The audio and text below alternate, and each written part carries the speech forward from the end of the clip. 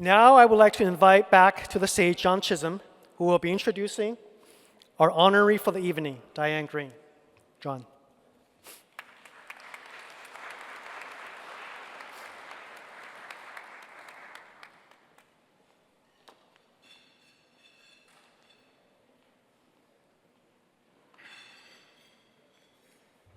Good evening and welcome. What an honor it is to introduce our guest of honor tonight. Diane Greene has been an inspiration and role model since the 1990s for thousands of software developers, entrepreneurs, executives, men and women alike across Silicon Valley and the software industries worldwide. In 1998, Diane co-founded and for a decade served as the CEO of the company for which she is best known, VMware. VMware introduced virtualization for the Intel x86 architecture. This technology enabled multiple operating systems to run simultaneously on the same computer, and a running virtual machine could be moved across hardware platforms with no service interruption. These innovations would revolutionize server hardware utilization, system management, and data center operations, and would enable the era of cloud computing. Diane also co-founded and led a streaming video company acquired by Microsoft and a software as a service provider acquired by Google. In 2015, she was named CEO of Google Cloud.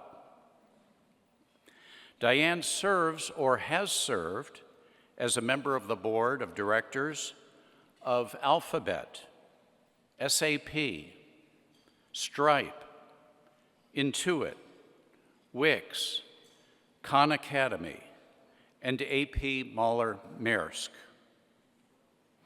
She is a member of the National Academy of Engineering, a lifetime member of the MIT Corporation, and a member of the University of California, Berkeley School of Engineering Advisory Committee. She holds a master's in computer science from Berkeley, a master's in naval architecture from MIT, a bachelor's in mechanical engineering from the University of Vermont, and honorary doctorates from the University of Vermont and Webb Institute. A lifelong sailor, she was the 1976 Women's National Dinghy Champion.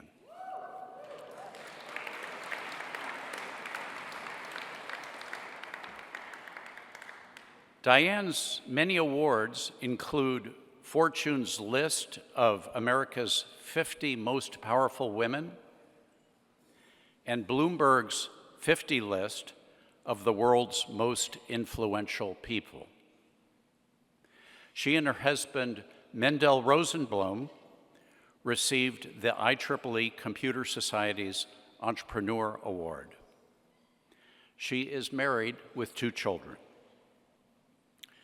I had the great pleasure and privilege of serving with Diane on the MIT Corporation, where, among much else, she was an essential advocate at MIT for free speech and expression, when those foundations of open scientific inquiry and a free society were being tested.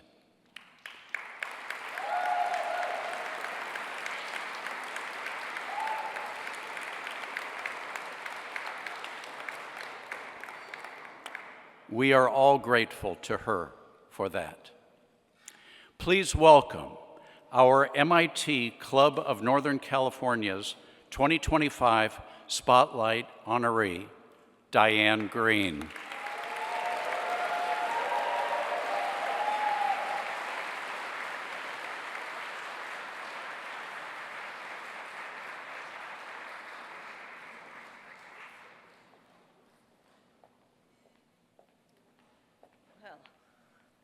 Can I go home now?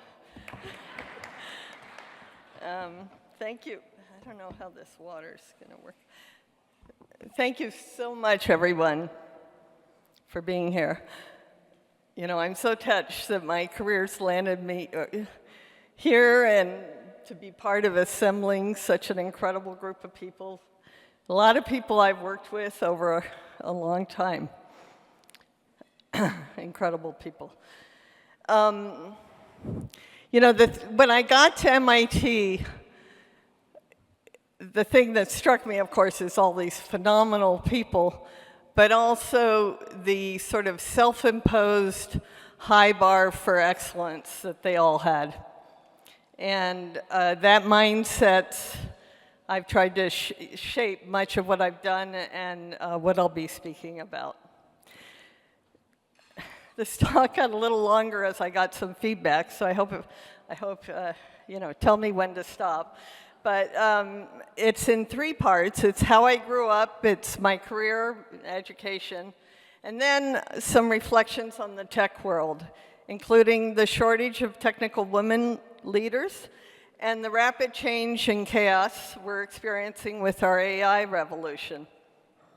My career's been varied, shaped by a fascination of emerging technologies and leaping in when I saw potential to build something impactful and valuable. And, you know, it's been an energizing and rewarding place to play. I grew up with 2 older brothers and 1 younger, so being the only girl was pretty normal. I worked to keep up with my older brothers in everything they did, which was mostly sailboat racing and adventures on the water. And looking back, it probably explains why I've always felt pretty comfortable and maybe a bit unaware in male-dominated spaces. It simply didn't occur to me that I wasn't supposed to be there.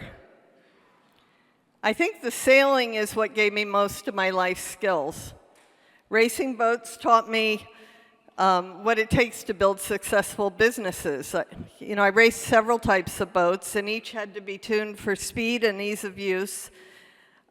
We needed crew, and we had to be practiced and clear on our roles.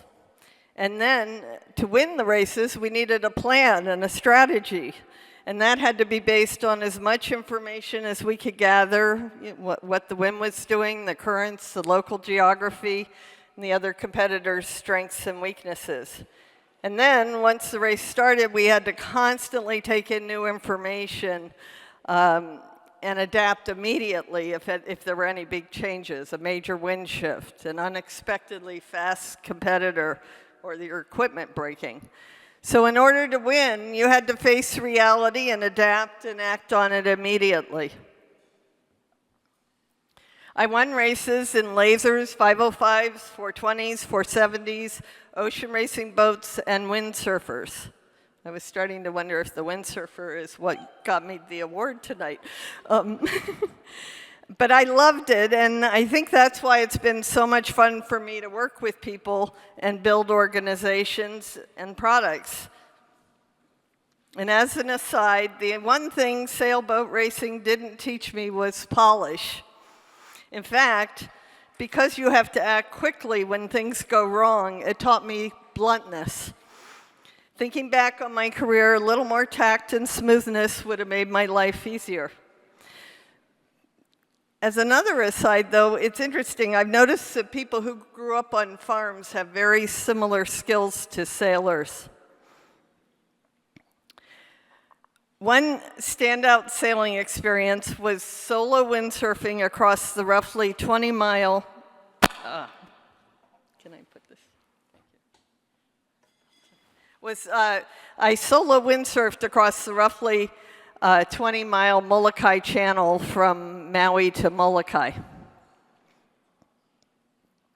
Where am I? The wind and waves were pretty extreme and growing, and it required absolute focus to avoid getting launched and separated from my board, in which case the next stop was Japan. I once described the experience to a group of monks, and they confirmed that I was in full meditation mode. every muscle working to be in sync with the wind, the waves, and the windsurfer. And the experience was so vivid that ever since I've been able to summon up that sort of focus. It's a very treasured experience. Another sailing was the 1972 Newport to Bermuda race, which ran into Hurricane Agnes, one of the biggest hurricanes to ever hit the East Coast. I remember seeing the IBM Air's maxi boat being towed in rudderless by a Coast Guard cutter, and there were several dismastings. My dinghy steering skills proved pretty valuable because I had this ability to steer the boat up the 50-foot face and then come down it without this bone-jarring drop to the bottom of the trough. The crew, except me, were adult males, and as we were boarding the boat, it was pretty clear some weren't so pleased to have me aboard. But after the race ended, one of them made a point of telling me he hadn't wanted me aboard, but he had changed his mind and now thought I made the race better for everyone. This was a huge deal for me, and it gave me the optimism to always believe that if I just persevered, minds could change. My father was labeled a communist and security risk during the McCarthy era, and the case reached the Supreme Court when I was in 3rd grade. Because of that, justice, truth, and fair process have always had an outside importance for me. My father was a VP of engineering at an aeronautics company that was competing with a Rockefeller company. There was no evidence and there was no due process, and the government revoked his security clearance, meaning he couldn't do his job. It took him 10 years, but he ultimately won William L. Greene versus the United States of America, Supreme Court case.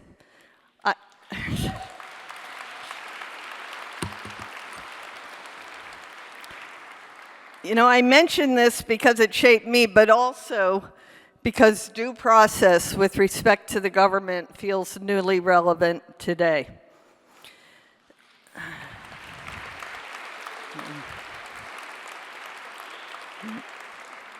Thank you. Okay, so those are my formative experiences and now my education and career. Because of my sailboat racing, I attended 3 different colleges. Mechanical engineering turned out to be a really great major because all the credits always transferred. My senior year was at the University of Vermont, and in November, my department chair called me into his office to find out what I was going to do after graduation, to find out about my plans. I told him I couldn't stand any of the jobs I'd seen, and I planned to race sailboats. He had a PhD from MIT, and he said, you should go to MIT. You should study naval architecture, and then you can come back to Lake Champlain in Vermont, and you can run the local shipyard. And I was like completely stunned. This is the first time someone had suggested something to me more exciting than anything I had planned. And I admired and was completely intimidated by this professor. So it was a big moment to hear him say I belonged at MIT. And that's how I got to the MIT Naval Architecture Department. I missed the lake and mountains, but from day one, I met one amazing person after another. The first day, it was Doc Egerton. I was admiring his photographs. I didn't even know who he was. And in the Building 7 corridor around the corner from the Naval Architecture Department, and he took me into his lab. Then I became friends with my Central Square apartment downstairs neighbors, who were all MIT artificial intelligence graduate students. This was 1976. I was mesmerized by what they were working on. It was a time when AI researchers believed the revolution was near. They were rethinking education, understanding the human mind, and making computers converse with humans in English. Well, that's all now happened, but it took nearly 50 years of continued research and computing advances. And it reminds me of my favorite MIT saying, which is, impossible? Well, it might take a little longer. By the time I had gotten to grad school, I had learned to windsurf, and I had run several windsurfing world championships, including one on windy San Francisco Bay. So in 1978, all the best naval architecture jobs were in Houston. But I was determined to move to San Francisco, and I talked my way into a job at the San Francisco branch of a Texas-based consulting firm. The hiring manager initially said they weren't hiring, but then he mentioned my winning the Women's Dinghy Sailing Nationals, which appeared under hobbies at the bottom of my resume.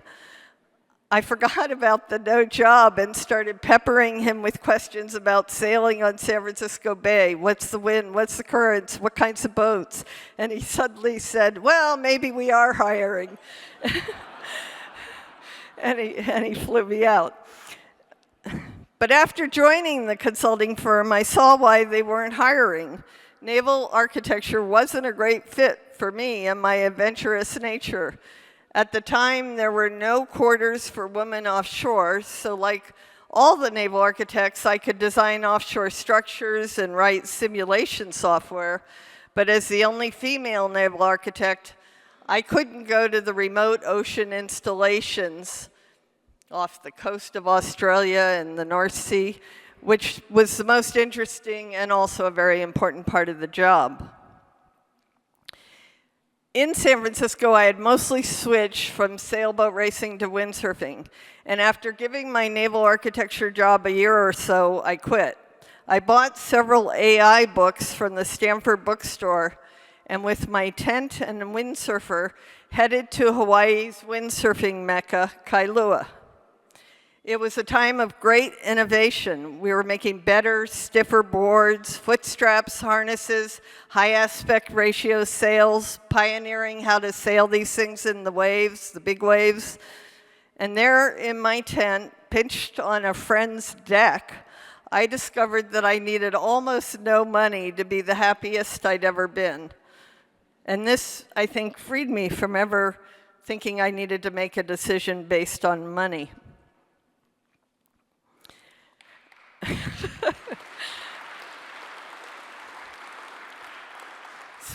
So after Hawaii, I was recruited to be VP of Engineering for Windsurfing International. I think it was my unique qualifications as an MIT with a naval architecture degree from MIT. I was a good windsurfer, and I had a proven talent for running windsurfing world championships. It wasn't very competitive. The job involves some of the first computerized sail cutting in Hong Kong, plastics technology, composite materials, and lots of global travel to run regattas. It was fun, but eventually I grew restless. I was still fascinated by AI and computers, so I applied to and was accepted at UC Berkeley's computer science program. At MIT in the late 70s, AI was in a hype cycle and it could do anything. But when I started at Berkeley in the mid-80s, the hype was over and it was the AI winner. So instead of AI, I worked on databases, spatial data access methods to be precise, and my advisor was Michael Stonebreaker, who later moved to MIT. He also won a Turing Award. And at the time, he pointed out 98% of the world's digital information was in databases, 1985. I met many, many great people at Berkeley, longtime friends, and I also met my future husband and partner, Mendel Rosenblum. And should stand up. We've now been married 32 years and have 2 terrific grown kids. So,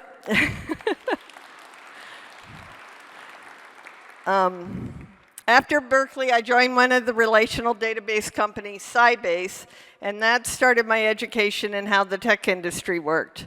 The VP of Engineering, a woman mathematician who had risen through IBM's ranks, gave me one opportunity after another The best was partnering with a top Sun Microsystems engineer who was also a windsurfer. And together we windsurfed and we implemented asynchronous I/O in the operating system and Sybase and went on to win the SQL database benchmarks. But at Sybase, I saw something I would see repeatedly, which is how hard it is for companies to recognize and adapt to the future. My VP understood the need to support the new advanced multiprocessor systems. Upper management disagreed. It came to a head and they fired her. A serious misstep on their part. That night, she left a note on my desk asking me to call her, which I did, and I followed her to Tandem Computers, then the leader in fault-tolerant online transaction processing. At Tandem, I worked with Jim Gray, a future Turing Award winner, and Franco Puzzolo, a great Italian computer scientist.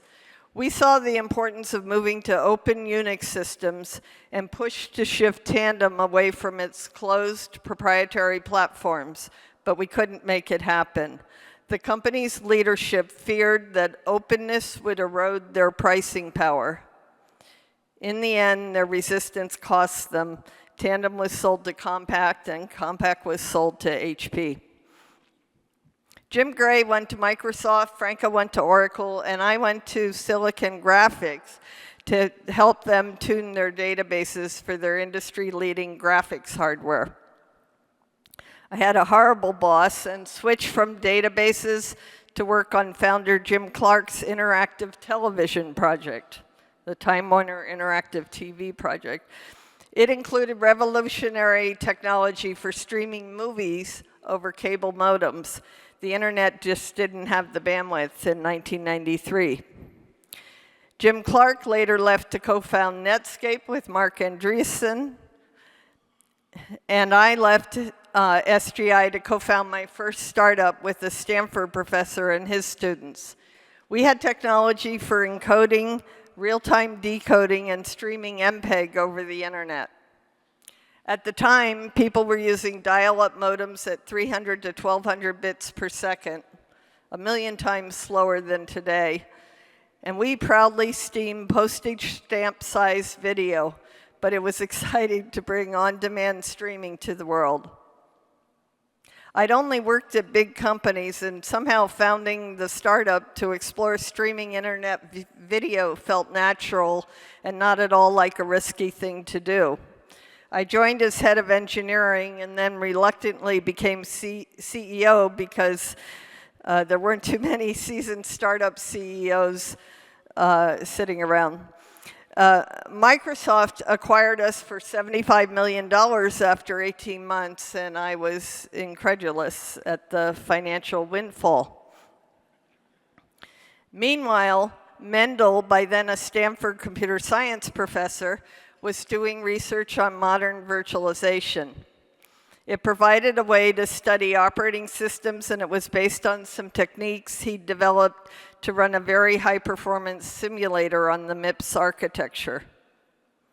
While still at Stanford in the research stage, Mendel and his students submitted a paper to the leading systems conference, SOSP, where they won the best paper. And the system, they had called that system Disco, after the faded music genre of the 70s, just like IBM's machine virtualization that was popular in the 70s. While the paper was still under blind review, Mendel received an email from a University of Washington professor saying that Bill G., Nathan M., Nathan Miravold, David C., David Cutler, and a few others would like to read the paper. Would that be all right? We never verified it, but later heard that Bill Gates thought the virtualization paper was a great idea, but he had an argument and got shot down by his lead systems person, David Cutler, who had brought VMS to DEC and Windows NT to Microsoft. Windows NT was a preemptive multitasking operating system, and I think because of that, he didn't see a need for virtualization. So Mendel had forwarded this email to me at the time I was helping one of the first internet ad streaming companies. And I said, gosh, you better quickly file a provisional patent. Later, once VMware was incorporated and we'd licensed what IP was at Stanford, from Stanford we began a pretty serious IP protection project with a very technical patent attorney. VMware had 5 co-founders. In addition to Mendel and me, we had Ellen Wang, who's here tonight. Whew. Ellen was a fellow graduate student at Berkeley and a significant contributor to BSD Unix. 2 of Mendel's PhD students were founders, Ed Bunyan and Scott Devine. We wrote at the beginning of the company a vision, mission, and values statement, and at the bottom it had explicitly said that the 2 PhD dropouts should go back one day and complete their degrees. Ed went back, and now he's a professor and vice president for innovation and impact at EPFL in Switzerland. Employee number 1, Jeremy Sugarman, is also here tonight.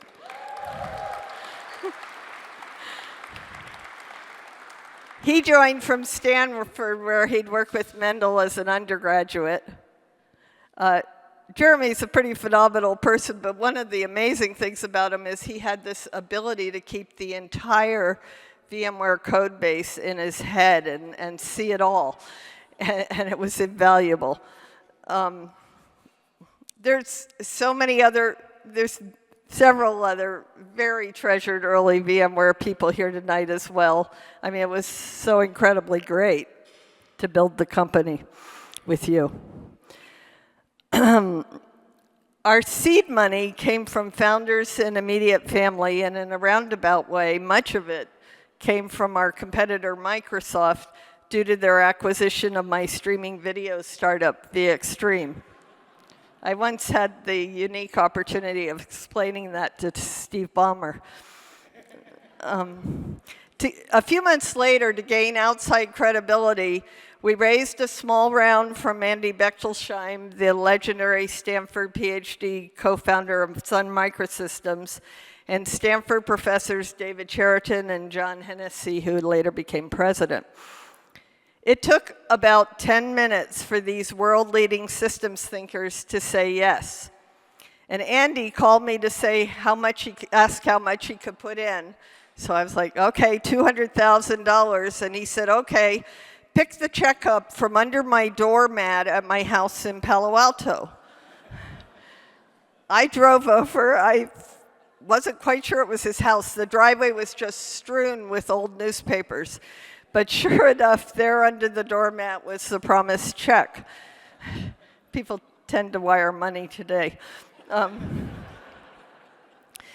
We talked to several well-known VCs, including the current chair of the MIT Corporation, and they'd all passed. They thought our technology was cool, it was very difficult to build, and that our technical prowess was unusually high, but they didn't see a business.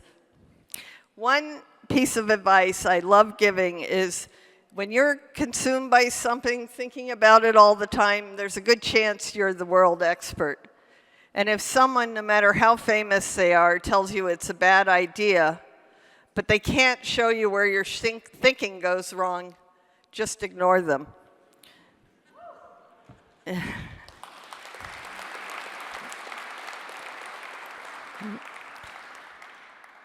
So virtualization was thought of as something of the past, an IBM mainframe thing developed when computers were rare and expensive.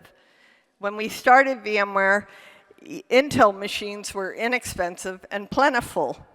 Although Intel had been so sure virtualization was dead, they didn't put support for it in their x86 architecture. Today, there's full hardware support. The technology, things like the binary translator or resource manager, wasn't trivial, and it did take exceptional people to make it flawless and performant.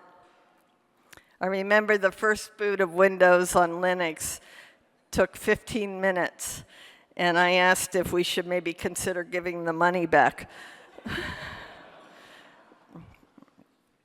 After the first year of sales, we were managing to run break even and decided we should bring in professional investors to help build IPO credibility.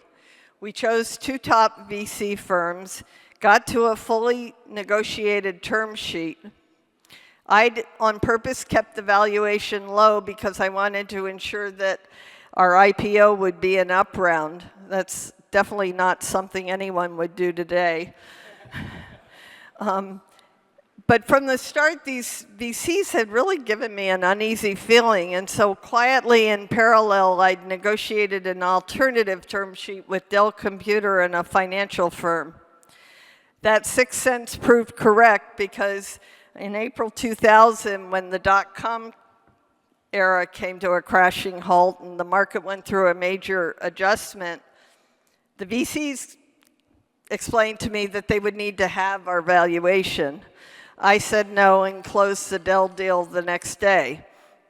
And to his credit, Michael Dell downloaded and ran the workstation product before he invested. But still, 2 months later, he told the press he never expected to make any money on what he called a Linux investment. He'd only done it to promote Linux and gain leverage against Microsoft. He made money on us, but so thanks to the rise of the web and the launch of the Netscape browser in 1994, we could launch VMware's first product to the world without a box software distribution channel. 75,000 people downloaded the beta of VMware Workstation for Linux, and Slashdot, which was the hacker social network in 1999, through that we got Slashdotted. We made our downloadable workstation product free, fully functional, and that worked extremely well. It was an unusual thing to do. It was so much fun to launch that product. People wrote us things like, "Not since man walked on the moon," or from Germany, "Your brains must be bigger than Volkswagens." A renegade reporter, Lee Gomes of the Wall Street Journal, happened to call me because he was doing a story on Linus Torvalds. And then he kind of said, "Well, what are you doing?" And he actually wrote a story about us. It was our first big story.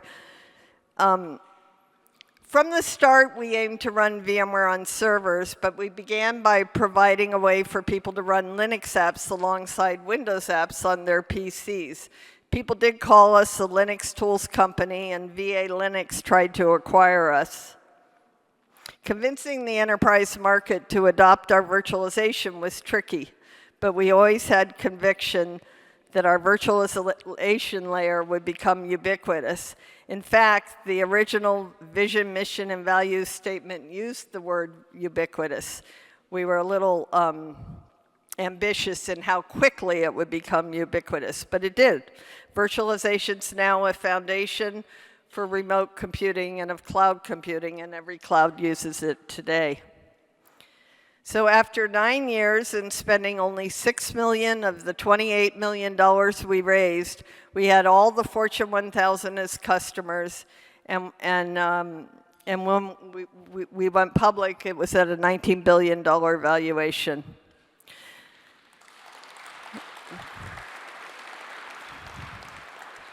Okay, well, my daughter's here, and I have one more VMware anecdote. When she was in first grade, so 6 years into the company, I had her 6 months after we started, a funny thing happened at a school auction. One of the fathers approached me, he said, "Are you Mara's mother?" And then he went on to tell me how he'd visited the class on career day, and when he told them that his company had recently been acquired by Microsoft, our daughter's hand shot up and she said, "Microsoft is a very evil company and they're trying to kill my parents' company."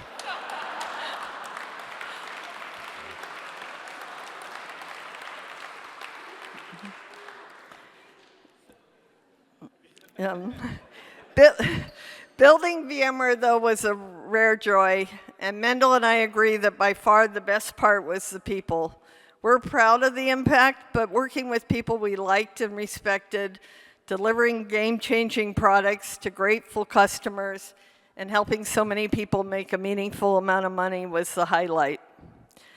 I have to say, we took an unusually generous approach to stock, and I've been called a socialist by VCs. I'm not, but I think the approach helped set a culture that we wanted to be a part of. So both VMware and Google were founded in 1998. In the early days, our teams partied together, but it stopped once we began competing for the world's top systems talent. When I later joined the Google board in 2008, I was surprised to have Larry and Sergey introduce me as the CEO of the only company they ever lost talent to in a job offer situation. I was excited to join the Google board. The company was a behemoth, and Larry and Sergey were very forward-looking, already focused on an AI future. Google bought DeepMind in 2014, and in 2015, DeepMind astounded the world by using reinforcement learning to win the World Go Championship. Because of my virtualization background as a board member, I pushed Google to expand their world-leading global infrastructure to serve the enterprise as a public cloud. That led to my first helping them source potential leaders. They kept turning everybody down, and I eventually agreed to let them buy my small startup in exchange for me taking the job. I joined as an employee in 2015 to build Google's enterprise division, and it turned into one of the most interesting things I've done. At the time, and for some years after, Google measured success in terms of billions of captive unpaid users. By contrast, enterprise is about close relationships with thousands of paying customers. It was fascinating, but very challenging to push for what the enterprise needed. Everything from the no liability legal contracts to professional services to endless product features. It was a lot for a massively successful consumer company. Fortunately for cloud, Google already had exceptional AI capabilities. To bring that strength to the enterprise, I recruited Fei-Fei Li to lead Google Cloud's AI division. That went well. That is, until we found ourselves navigating a very complicated situation with a small $19 million Department of Defense contract, which I'll come back to later. But in sum, having the opportunity to work with so many world-class engineers and expand and scale Google's global cloud to fully serve outside enterprises was just completely engaging. We worked extremely hard. We grew the division from $1 to $8 billion in annual recurring revenue in 3 years. After Google, I took on more board roles and began more active startup investing, something I'd begun doing after VMware. I spent 3 years as the chair of MIT, and this brings me to the final part of my talk, which is reflections on today's tech landscape and the AI revolution that's now unfolding. I have to say, from talking to various people here, I feel like the AI part of my talk is already out of date. It's a day old. But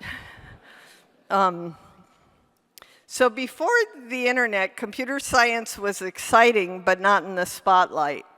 Many top STEM graduates were heading to Wall Street, and women were well represented in computer science. Compared to today, tech was a backwater, and my 1985 Berkeley computer science graduate class was 36% female, possibly the highest it's ever been. It's 23% today. I'd always wondered why there were so few technical women leaders, and a flight back from a Google event in Europe, Gloria Steinem, the iconic feminist activist and journalist, happened to be on my plane. We talked nonstop across the Atlantic Ocean, And I asked her at one point why the computer science women's numbers had dropped so sharply, even without obvious discrimination, when the numbers were larger. She kind of looked at me like, what kind of idiot are you? She didn't hesitate. She said, that always happens. In any new field, there isn't much discrimination at first. There aren't enough people. Everyone's united by the excitement of creating something new. But when the money, the status, and the fame arrive, the men push the women out. I realized I'd seen the pattern. Early windsurfing certainly welcomed everyone. The well-established field of naval architecture and ocean engineering did not. Today, needless to say, computer science is established, and there are massive financial, social, and political rewards for the top people. When the stakes are that high, it probably takes an act of will not to suppress half the competition. We're seeing loud attacks on DEI, attacks that threaten the safeguards keeping doors open. The absence of technical women among the elite voices shaping policy in Washington is not good for society, especially now in a time of AI transformation. Uh-oh, I just hit. Where am I? Sorry. It raises a deeper question. Who gets to shape the systems that may be shaping us? We can think of the internet as a kind of practice run for disruptive technology. It didn't change everything, but it reshaped industries like retail and media, and it brought real and unexpected social fallout. We failed at foreseeing the harm of social networks, and so far have failed at fixing them. With AI, at least we're thinking about the problems up front. Before the internet era, products rarely changed society in unintended ways. But today's massively successful mega platforms have contributed to serious societal problems. The book Careless People by Sarah Wynne Williams, an insider's account of Facebook, raises pressing questions about responsibility, governance, and unintended consequences. These days, I spend a lot of time talking with and listening to AI founders, AI researchers, and AI chatbots. The AI revolution is changing our civilization in as yet undetermined ways, and there doesn't seem to be an inherent limit to AI's fast-growing capabilities. All big technology shifts come with both good and bad. The good breakthroughs are irresistible. AI is bringing huge capabilities for scientific discovery and human empowerment, much better ways to learn, educate, and do things. And this is counterbalanced by AI's potential to sideline our autonomy and send civilization to places we don't want. The AI software companies are new and different. The large language model companies have safety divisions and they employ scientists from every field. The startups are moving faster than ever and with far fewer people. They can validate product market fit instantly and push new product cycles in months instead of years. ChatGPT reached 1 million users in 5 days, and according to Sam Altman, added 1 million users in an hour with their recent release of the Ghibli-style image generation. In 2.5 years, they've put out 8 major releases. And somebody at my table, I think, told me they put out 3 yesterday or something. Each model leap unlocks a new tranche of capabilities. The pace is so fast that the startups using the models say that their today's product will be obsolete in a year. Cursor, the DevTools startup, reached $100 million in annual recurring revenue in a year, and they did this with no outbound sales team. Virality and influencers can replace traditional go-to-market. That was actually my dream at VMware, but now, it's real if you have a great product. As we approach artificial intelligence, AGI, systems that can perform any intellectual task a human can, concerns are growing. Many researchers are among the most vocal. I lean optimistic. In one of the best cases, AI could enable a utopia of so-called abundance, costs going down, decentralized control, equitable resource distribution, an end to debilitating disease, war, and pollution, and even mitigate climate change disaster. But such optimism doesn't mean we should ignore the dangers. We can't stop technical progress, but we can guide it. Not to be a Debbie Downer, but I'm going to quickly run through key risks, the first two of which are here now, and we're working on them. And the first is job displacement. OpenAI recently said it took 100 people to build GPT-4. And now, if they were using GPT 4.5, it could be built by a team of 5 to 10. Spotify just told its managers they couldn't hire unless they could prove AI couldn't do the job. I have a VC friend scaling companies by replacing manual data-intensive processes with AI. It's efficient, it eliminates jobs, and small companies can leapfrog big ones. Traditional entry-level roles in law, software, medicine, architecture, and banking are easily automated by AI. I was at Princeton giving a talk a few weeks ago, and the students were just extraordinarily anxious about their job prospects. There's a consolidation of elite people assisted by AI that can alone do the work of yesterday's many. There's also an erosion of shared reality. We already see this with deepfakes and misinformation. AI-driven networks optimize for engagement, which is done most efficiently by promoting fear and division. Truth travels slower than fakes, and our institutions are stuck in deferring to free speech. When I led a streaming video company, the first serious customer interest came from pornography producers. We declined to license them, but of course it didn't stop them. The same human exploitation dynamics are now at play on a much larger scale, and I'm skeptical that calls to slow things down are realistic. So job loss and misuse are immediate concerns, and we're working on them. The longer-term risks, though less well understood, can be more unsettling. AI alignment's one of those concerns.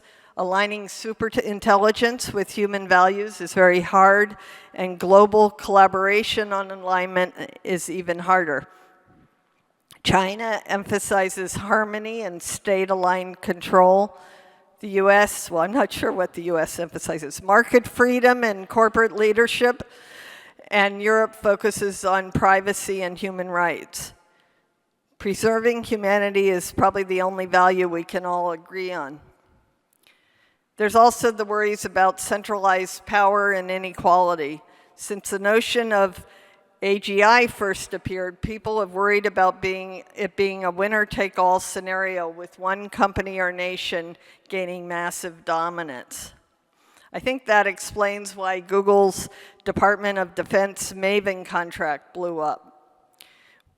At Google Cloud, we signed the contract to provide AI for mine detection and disaster response, defensive, offline only. It was non-lethal. But then suddenly there were headlines that said, Google is building AI for killing. It's put AI in the kill chain. The Department of Defense told me that it really bore the hallmarks of foreign interference from state actors that were internal to the company, likely from Russia or China. As an aside, I took the brunt of it. It was extreme harassment, fake medical appointments for sex changes, and death threats. It went on and on. Eric Schmidt recently released a paper suggesting the US should sabotage adversaries' AI efforts. That's exactly what the Department of Defense suggested Google was experiencing during this Maven fiasco. Many do predict an eclipsing AI advantage will occur when AI can sustain recursive self-improvement. Today, I hear that can be sustained for short periods like 2 hours, but an AI that can improve itself indefinitely would eclipse all other AIs. OpenAI said it needed 100 engineers to build the GPT-4 with the GPT-5, and with GPT-5 it would only need 4 to 5. When that number goes to 0, we will have self-improving AI and superintelligence. And people worry about loss of human autonomy. AI is the first technology that can monitor all humans simultaneously and take action instantly. We're also increasingly relying on it for decisions, creativity, even relationships.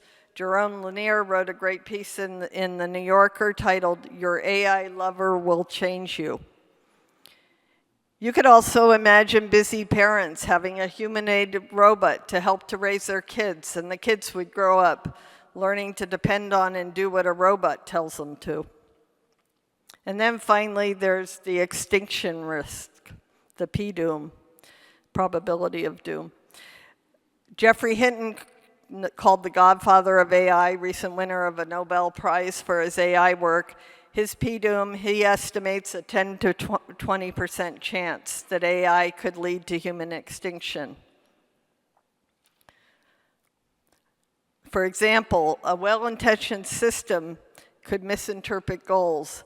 It might reason that it could cure disease by eliminating humans, which are disease carriers. It's been shown that AI will learn to deceive humans to achieve its goals. I saw this illustrated in a DeepMind experiment that asked a robot to drop blocks in a hole. A camera was set up to turn the robot off when one block was dropped. The robot learned this, and wanting to maximize the number of blocks it could drop, it blocked the camera, and then it could drop more than one block. So what do? We have experience with transformative technologies. We never successfully paused progress, not with fossil fuels, not with nuclear energy, not with social networks. With nuclear, the fears after dropping the atomic bomb shut down most nuclear power plants that were being built. We kept using fossil fuels instead. With social networks, we let the societal harm occur. Hopefully, we can do better with AI. But I do think we can expect a fair amount of chaos before things settle down. We can work to minimize it and aim for the extraordinary good AI can do. And with hindsight, maybe we'll do better this time. Regardless, AI is moving fast. We need to move with it. But not just as users and builders, but as citizens, leaders, and humans. And so I close with this. The future keeps getting more exciting. I felt this all my life. For the first time, we have a technology that could create abundance for all, and now's the time to ensure it does, and with minimal harm to society. So thank you, and I think we can have questions, I'm not sure. Yeah.